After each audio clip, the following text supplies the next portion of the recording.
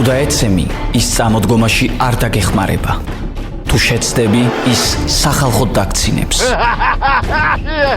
ის ნერვებზე თამაშის ვირტუოზია და კოჟრებზე დაბიჯების დიდოსტატი. ის შეიარაღებულია მიკროფონით და ძალიან საშიშია. ჯოკერი, დავით ლიკლიკაძის საავტორო გადაცემა. უსმინე ყოველდღე, შაბათ-კვირის გარდა, ძველი ქალაქის ეთერში. ჯოკერი, სასაცილოა.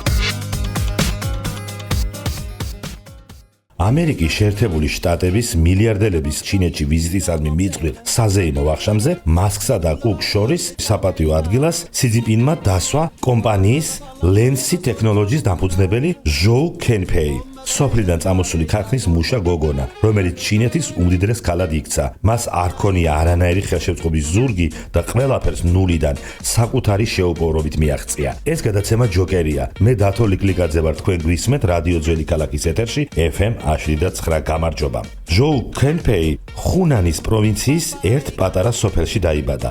5 წლის ასაკში დედა გარდაეცვალა, ხოლო მამამ სამუშაო ტრამვის გამო მხედველობა დაკარგა და შეზღუდული შესაძლებლობის მქონე პირი გახდა, რამაც ოჯახი უკიდურეს სიღარიბეში ჩააგდო. 15 წლის ასაკში სწავლის საფასურის გადაუხდელობის გამო იძულებული გახდა სკოლა მიეტოვებინა და გუნდაუნში ქარხანაში მუშაობა დაიწყო.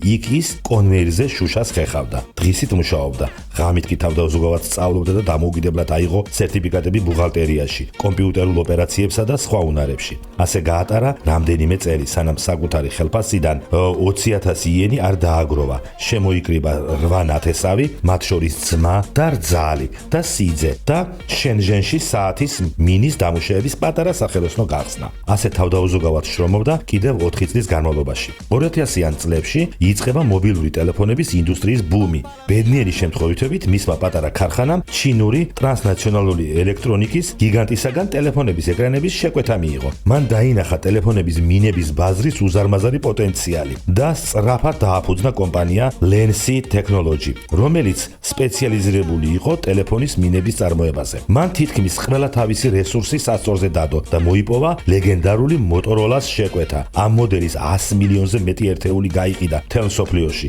რამაც კომპანია პირდაპირ ინდუსტრიის ლიდერად აქცია. აქედან მოყოლებული მან მარტივად გააფორმა ხელშეკრულებები ნოკიასთან, სამსუნგთან და სხვა უცხოურ გიგანტებთან. მომდევნო გადამწყვეტი გარდატეხა 2007 წელს მოხდა, როცა სტივ ჯობსმა პირველი iPhone-ი წარადგინა და რევოლუცია მოახდინა ტელეფონების სრულიად შუშის ეკრანებზე გადაყვანით.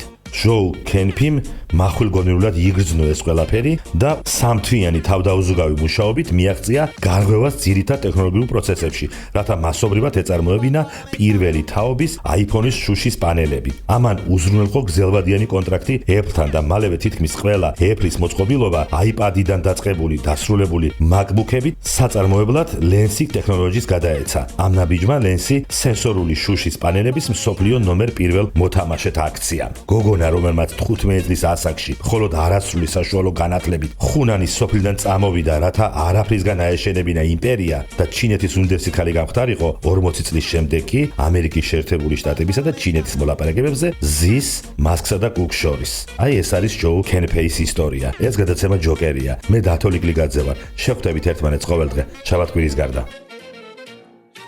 თუ დაეცემი, ის წამოდგომაში არ დაგეხმარება. თუ შეცდები, ის სახალხოდ დაგცინებს. ის ნერვებზე თამაშის ვირტუოზია და კოჟრებზე დაბიჯების დიდოსტატი. ის შეიარაღებულია მიკროფონით და ძალიან საშიშია. ჯოკერი, დავით ლიკლიკაძის საავტორო გადაცემა. უსმინე ყოველდღე, შაბათ-კვირის გარდა, ძველი ქალაქის ეთერში. ჯოკერი, სასაცილოა.